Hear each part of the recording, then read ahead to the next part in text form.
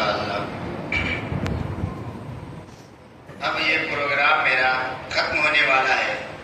اب صرف ایک بچہ رہ گیا ہے جو قرآن کے موضوع پہ آ کر کے آپ کے سامنے اپنے مادری ضمیر کو ادا کرے گا. آپ بچوں کو غور سے سنیں بھی اور بچے کی حوصلہ افزائی بھی فرمائیں. میں جن کے لیے دعوت دے رہا ہوں ویس ابن نوید خان کو کہ وہ آئے اور اپنے مادری ضمیر کو ہم لوگوں کے سامنے پیش کرے.